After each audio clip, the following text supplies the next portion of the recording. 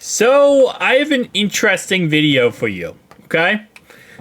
I replaced M&T Bank Stadium. You can see right here, I'm like slowly demolishing it. Sadly, you can't fully demolish a building in Madden without it like breaking everything. So, I demolished it. Look, I cannot speak today. I demolished it as much as possible. Like, this is the most you can demolish it, by the way. After this, the game just won't load, okay? It won't load no matter what. Anyway, and then what I did was I took Camden Yards, the Orioles baseball stadium, and we converted that into a football stadium. So it's a Camden Yards football stadium, baseball stadium. So this is what Camden Yards looks like over here, right? So this is the, actual look of Camden Yards. And we'll look at this in Blender in a second. But what this is, as you can see, is the same exact long building structure as Camden Yards was over there. The difference is it is a football stadium. So you have bleachers all the way around here, all the way around. There's bleachers. It's kind of weird because it disappears if you look at it a certain way. But you can see there's lights up there, and it is like that around the whole entire stadium.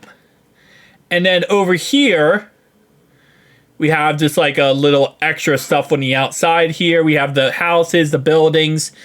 And again, it's just very weird idea, but I thought this would be a cool concept, right? Just kind of combining the two, baseball and football stadiums. Now, recently, the Orioles actually just got a brand new owner, and owner a lot better than the previous owner. Previous owner was very cheap. This owner is a lot better, but I don't know. I just thought today, like, Thanksgiving, let's combine the two stadiums. So this is actually the Orioles outboard. What do you call that? Not jumbo board. Yeah, I guess jumbo board. It's where they have their scores and everything.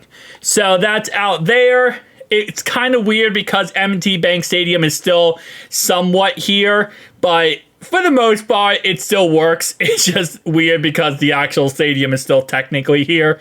And again, it looks a lot better in Blender than it does out here. But we have like more buildings out here and just continues down the line here. Now, I figured out how to get the textures to work a lot better than before. So you can see how like this now actually has like a building texture and a ground texture. I somewhat figured out how to fix that problem. That was a problem before where the, meshes would just look absolutely horrendous because the textures were so bad. I figured out actually how to fix that, which as you can see, it looks a lot better. It's not perfect. You can't make it perfect, but you can make it a lot better looking. And I like it a lot better now than I did before. Overall wise, again, I know this is a crazy idea, crazy concept, but I just wanted to have fun today, see what, is going on. Hopefully you guys are enjoying your Thanksgiving. Hopefully your Thanksgiving is going crazy. And hopefully you're not a Bears fan, because, man, I feel bad for you if you're a Bears fan. R.I.P. the Chicago Bears and letting the clock run out on them. It's funny, I talked about in my video earlier today about how the Bears, I was like, I hope the Bears do something in this game. They did something in that game. They came back just to lose yet again. But it's kind of weird how, again, I wish you could remove all of this stuff you see on your screen, but you can't. The game physically will not work. In order to get this game to launch with just this, which is still a lot of the M&T Bank Stadium, but just this, it took me 25 times of launching the game just to get into this area.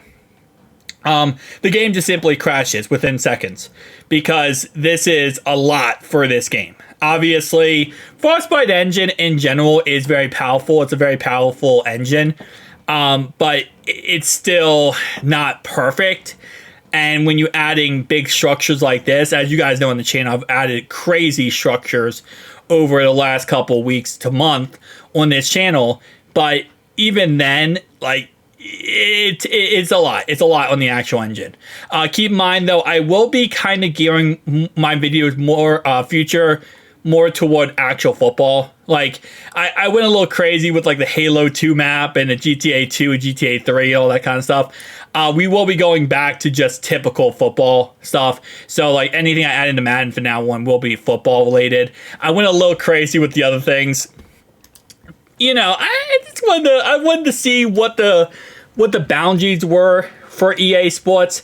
And I'm gonna pull up Blender real fast and show you guys this in Blender. But I just wanted to see like how much I could push Madden, and what I found out is there really isn't, to a point, any limits.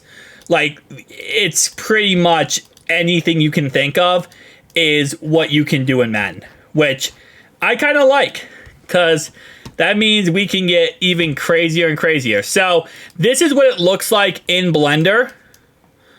Let me actually take away this. There we go. So this is what it looks like in Blender. Now, again, it looks a lot better in Blender than it's going to in, Madden. But it still looks, again, I think it still looks pretty good in Madden for what it is. We have this little building on the outside here, on the outskirts here, right here. And again, it's a football, baseball stadium. That's exactly what this is. It's Camden Yards, but football edition. Which, again, replacing M&T Bank Stadium in every way possible. So, for example, this is a little jumbo board. Where is it? It's right here. It's kind of like glitched out, but this is what you see on the outside there. You got the little jumbo board. You got all the way around. You got a little seating area right there. The warehouse on the outside. On the left-hand side here. You got the lights up here, which again, like we saw in the actual thing here. So, again, M&T Bank Stadium, goodbye. Hello, Camden Football Yards. Yeah, the naming system's still going to be a little iffy, but let me know below your thoughts, opinions. See you guys next one. Peace out.